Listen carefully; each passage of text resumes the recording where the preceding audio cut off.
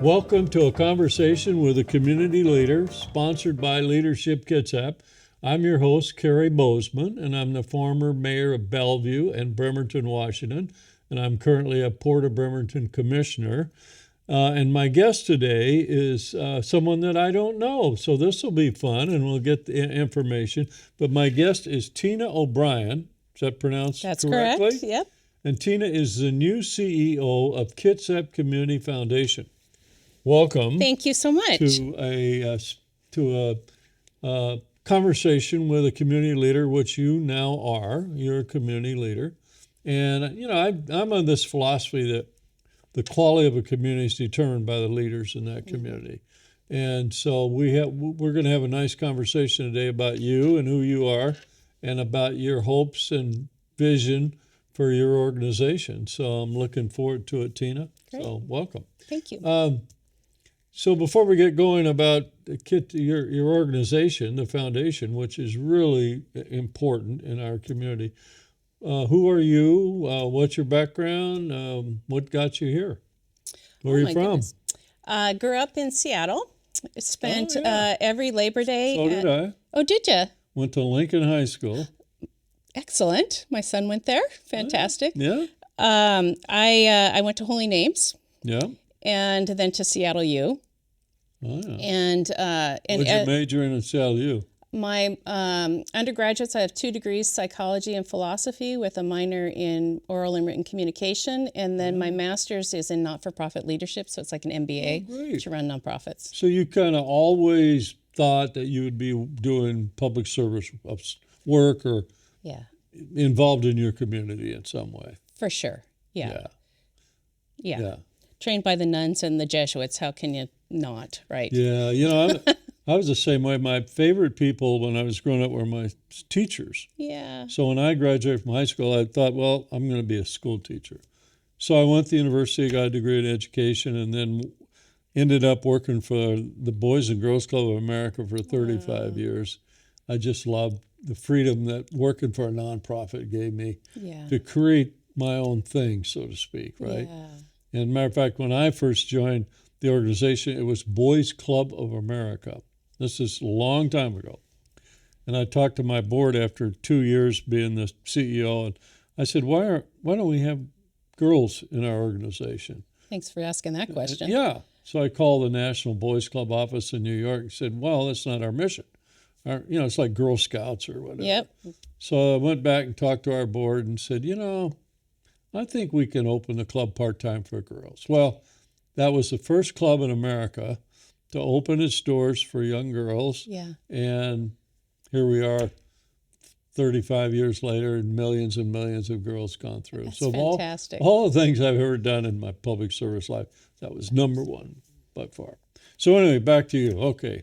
Graduated Seattle U? Graduated from Seattle U, and so the entire time I was a kid, our family got together on Labor Day weekend at Point No Point. Oh, nice. And so I've spent my entire life Famous in love with fishing Kitsap. Place, Point No Exactly. Point. My dad was a big salmon fisherman. I would guess, yeah.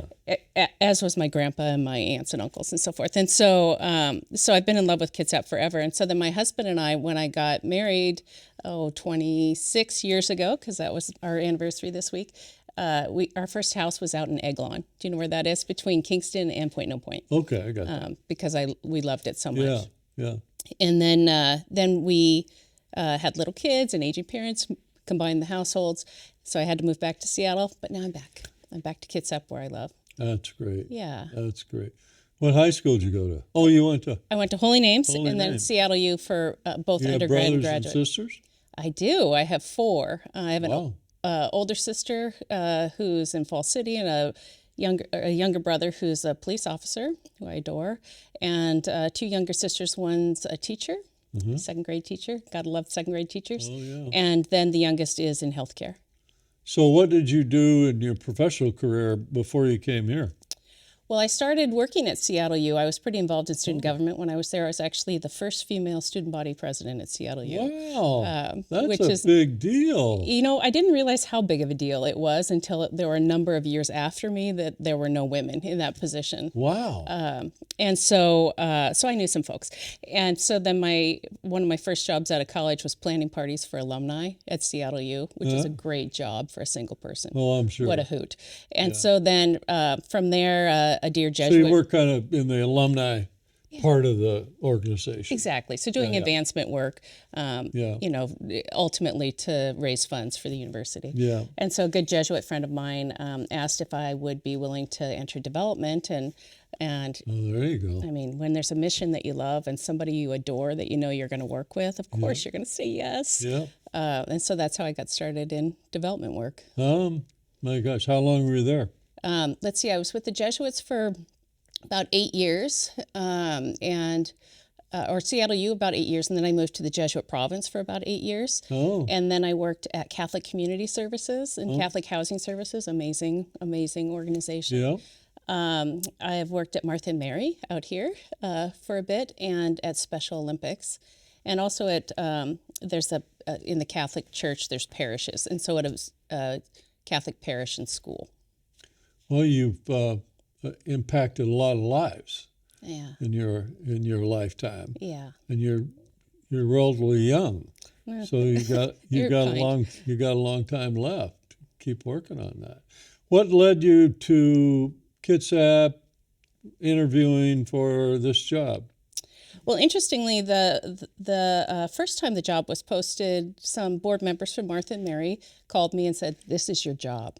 Yeah. This job is made I for was you." on the selection committee the first time around for this job. Oh, you were? Yeah. Oh, how about We that? put a lot of time in too, and it was a good group. Yeah, but I'm glad that they've ended up with you. Oh, well, thank you. Yeah, that's great. Yeah. So the second time it was posted, then these dear board members put a lot of pressure on. They were doing some not so gentle nudging. This is your job. Yeah. They are waiting for you. And so then we started the conversations, and Stephanie ultimately convinced me that this was the right place to be. Yeah. And now, of course, it feels like I've been here forever. Supernatural. Have you ever met? Well, I had a conversation. I'm sure you've had it with the former director Cole. Yes. Yeah. So I knew Cole when I was at Martha and Mary, and then he has been so kind and so generous. Anytime we have a question, anytime anything comes up, of course he jumps in. Cole took that organization and really elevated Yeah. in this community. He did a fantastic job. Yeah. He's become a good friend of mine, and he talked me into chairing the endowment committee for 4 years. It took us, but I think we reached most of our goals. Yeah, he did. You're following a good person. Yeah. And my guess is that he's the kind of person that will be there if you need him and available for your calls and all that kind of thing. So For sure. And there's been times where he's called to say, "Now, can you share what we were doing here?" And then we'd send that off to him. So he seems like he's really happy in his new role, and I know he's so missed here. yeah, he was on the Mercer Island City Council, not Mercer Island. Bainbridge. I know you meant. I get my east and my west mixed up. Bainbridge City Council. I think he served as mayor there for a while, Yeah. and got involved in all kinds of stuff. So he's special, but Yeah. you're going to create your own path now and your own identity in this organization. So, and if you want some help putting together an event with Cole, and I'd be happy to. Oh, thank you. And my wife would. My wife worked for Nordstrom for 35 years, so she's pretty good at organizing stuff. Oh, fantastic. yeah. Well, our celebration of philanthropy is coming up on May 19th. And so some folks have expressed an interest in having an auction item with dinner with Cole and a vineyard visit. do it. So, all righty. Thank you. right That's fantastic. That's right up our alley. Let's get, for people who don't know the organization, what's your mission? What's your purpose? What do you do in this community that makes it better? Yeah. So the Kitsap Community Foundation is a catalyst for good in our community. And so essentially what we do is we take the financial resources of individuals and families and businesses and organizations, and we pool those resources, and then we invest them back into the community and the people that live here. So our sole purpose is to foster a more vibrant Kitsap for everyone. So are you similar to the Seattle Foundation? Very similar to Seattle Yeah. Foundation. Yep. Well, when I ran the King County Boys and Girls Club in King County, we were in the United Way office there. Remember the old building on First and Cherry? Yeah. And I got to know Seattle Foundation pretty well, and Norm Rice was a good friend of mine. Yeah. And matter of fact, when I came on the board with Cole, I invited Norm to come over and we hosted a luncheon for him with a lot of the board members. Nice. Yeah, and he was great. So this is where you get in. This organization is where you get into trust and wills and attorneys. And so if I want to leave you my home or something like that, then I call the foundation. And what do you do? So we, of course, talk to the donor and their professional advisors about what the goals are, and ultimately we work toward maximizing the tax advantages of making a gift, because then a gift can be larger, and then magnifying the impact that that gift can make in the community. So the foundation really gets involved with trust and wills and attorneys, and so if I want to leave you a major gift, I come to the foundation and you help me, walk me through how that happens. Yep. Is that right? Yep. So we'll meet with donors and their professional advisors, and we'll talk about what calls to someone's heart and what they want to support. Maybe it's a particular nonprofit. Maybe it's a cause. So if I want to direct the money, how it goes, you give me those choices, or I just give it to you and you can direct the money yourself. Correct. The organization. Correct. Because if you make a gift to one nonprofit, then you're supporting that nonprofit, and it's fantastic, and we wholeheartedly support that. But if you make a gift to the community foundation, you're supporting all the nonprofits in Kitsap County. Right. Yeah. Right. And for some people, and my family's one of them, we normally every year we give away a certain amount of money, right? To bunches of organizations. We get letters and all that kind of stuff. And my wife and I sat down. But we could actually turn that chore, not a chore, but that over to you. Yes. And you have a name for that. What do you call that? We have a community grants process. Is that what, or the donor advice fund? Donor advisory. Yeah. Fund, right? Yeah. So how does that work? So donor advice funds are amazing, and they're really one of the best kept secrets, because let's say you sell a property or you get some inheritance, and there could be a big tax event because of that. And so you can take some of the money that you've inherited, let's say, and put it into a donor advised fund, and then you get the immediate tax benefit for that donation. But you don't have to make the decision right away where you want to direct the money. So you could go through a discernment process for 2 or 3 years and decide what's most important to you, and give out money that way. Or you could make a gift directly to the foundation and put it, say, into our community grants pool. And then there's a whole committee of volunteers that read each of the grant proposals that nonprofits put together and then disperse the money. But if I give you, say, $10,000 a year, and then I tell you which organizations I'd like to make the gift to, then you handle all that. We handle it all. Right? You send the checks, the whole thing. Yep, we make so it you don't easy. have to worry about it. And my family gets the tax benefit of doing it that way, right? That's right. Yes. Yeah, I think that's a great program. Yeah, it's to fantastic. be honest with you. Yeah, I just think that. So let's talk about the big gorilla in the whole thing. This thing we call the Great Give. Yeah. Right? And that program started with, as I understand it, with your foundation. Correct. Right? Yes, in partnership with United Way. In partnership with United Way. Yeah. That's exactly right. So what is the Great Give? And I know last year, or the last few years, you've raised $2 million or something like in that? a single day. In a single day. So how does this work? God, it's amazing. So I'm so proud to say that this is the 10th anniversary of Kitsap Great Give. 10th. And so my understanding is when they were first putting the idea together, folks were saying, you think you can raise $1 million in a day in Kitsap? That's insane. There's no way that that's going to happen. Right. But of course it has happened. And so over the last 10 years, $14 million has been raised for the nonprofits in our community. And so essentially what it does is it sets up a one-day, 24-hour giving period. This year it's on April 11th. It's all online, right? It's all online, although people can stop by the office and drop off a check if they want. They can. For sure, yeah. We're going to take gifts any way people want to give them. Yeah. And so it's basically, it's a moment where there's collective action and then community impact from that, right? We all get together on the same day. We give to whatever calls to our heart, whatever we love, and then that money goes out to the nonprofits that need it and that are providing the services to folks in our community. Yeah, and so and you take any amount, right? Yes. If I want to give $50 Yes. to the Roxy Theater or Yes. something like that, then how do I do that? How does it work? So there's a website, kitsapgreatgive.org, or you can go to the Kitsap And Foundation. all on the same day, though, right? All on the same day. We actually have early giving that opens up on April 1st. Oh, you do? Okay. So just in a few days here, we'll open that up, and then people can make their gifts. And then we have worked with sponsors who have put together money that we can use as a bonus pool. So 5% on top of every gift that you give is given to nonprofits. Oh. I don't know if that made sense, but let's say a nonprofit raised $100, then we would match $5 and give that to them. So any nonprofit that is signed up for it, and there's over 360 this year, it's a great benefit to them because they're getting money that is from new donors. They're getting money that is matched, and it's an opportunity for them to share more about what their mission is with folks who might not have ever heard from them.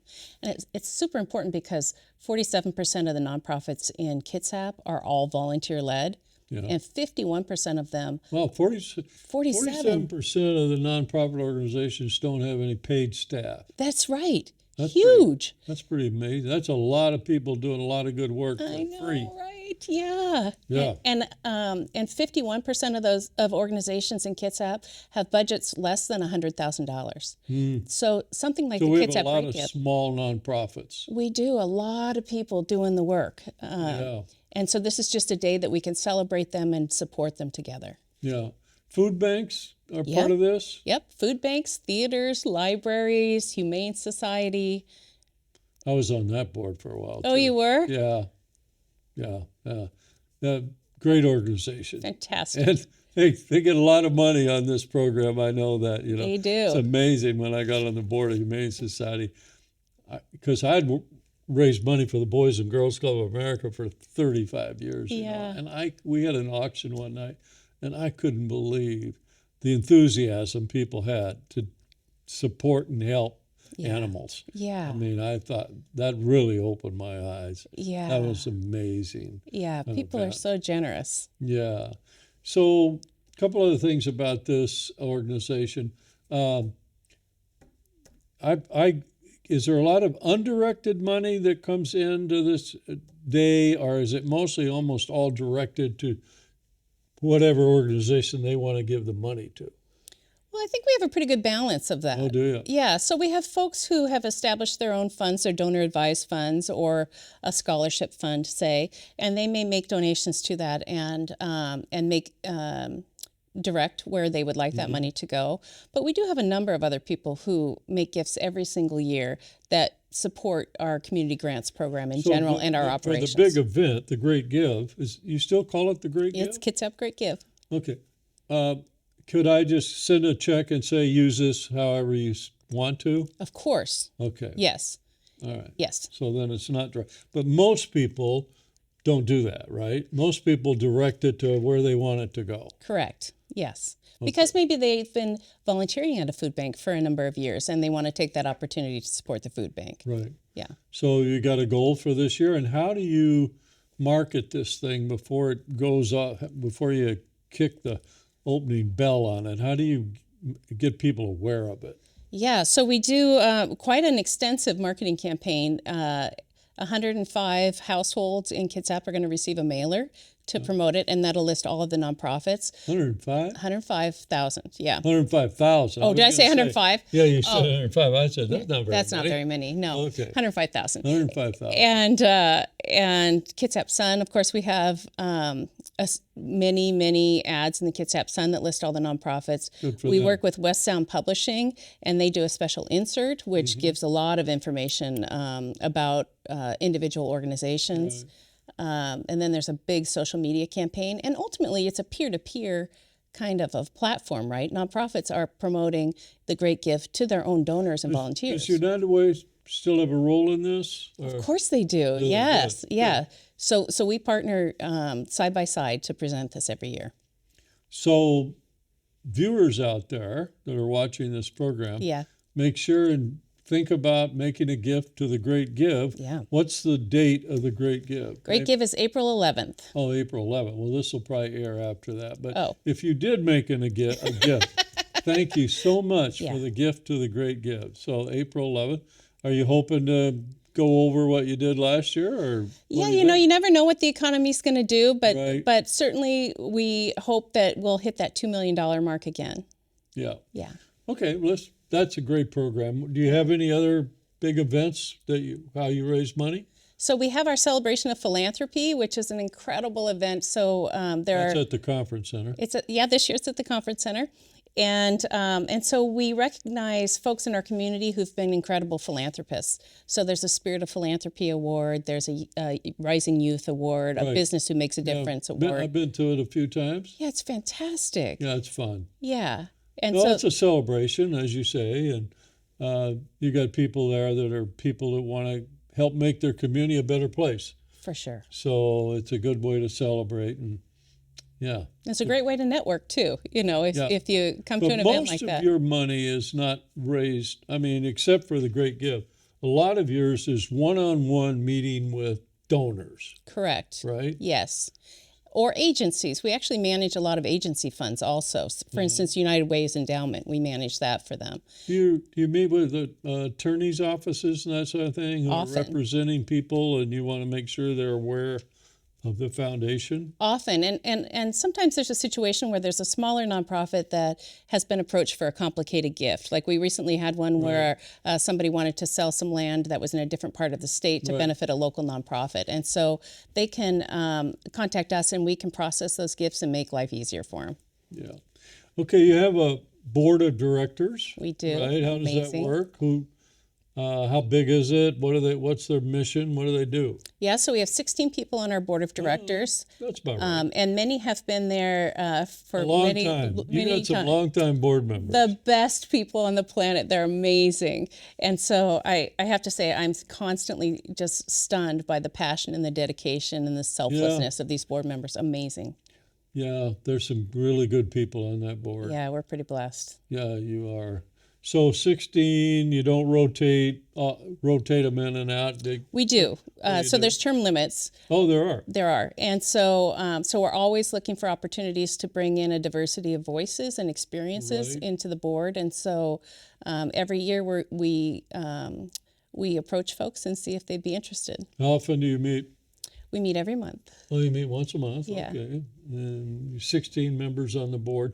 Nonprofit boards are wonderful places to Yeah. give time. Yeah. I mean, I've been on many boards in my life, and I've just always enjoyed the experience because you're around other good people, and you have a core value to what you're doing. Yeah. And you go home at night and sit down and talk to your spouse, and feel good about the 2 or 3 hours you just gave. You bet. It's so. You're a leader. You've been a leader in a lot of organizations. This program's about leadership, which for me has always been the key to almost everything. Yeah. People wonder why this city's not doing well or that it's about leadership. Right. How would you describe your leadership style? How do you lead? Oh, well, that's really interesting. How do you create change? Well, I think through listening and through engaging and developing relationship first, and determining what shared values are, and then working with people to solve whatever problems might be presented.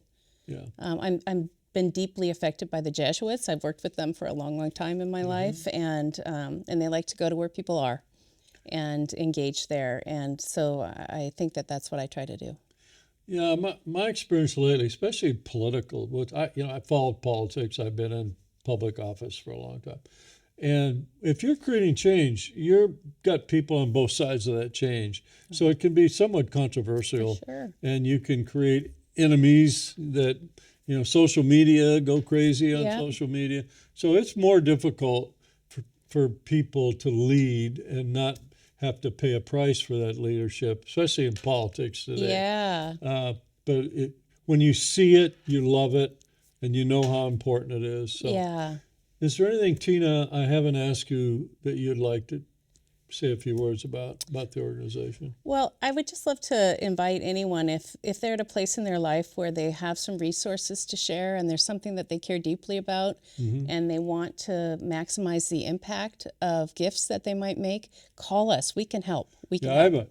I have a friend, I won't use his name, but he just passed away, and he had a lot of money, and he had a foundation through someone, and he left a lot of money to a couple of food banks that he really cared about.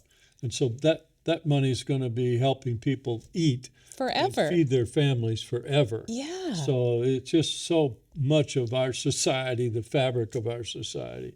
So I've enjoyed talking to you. Me Thanks too. for joining me today. Thanks for inviting me. You're welcome.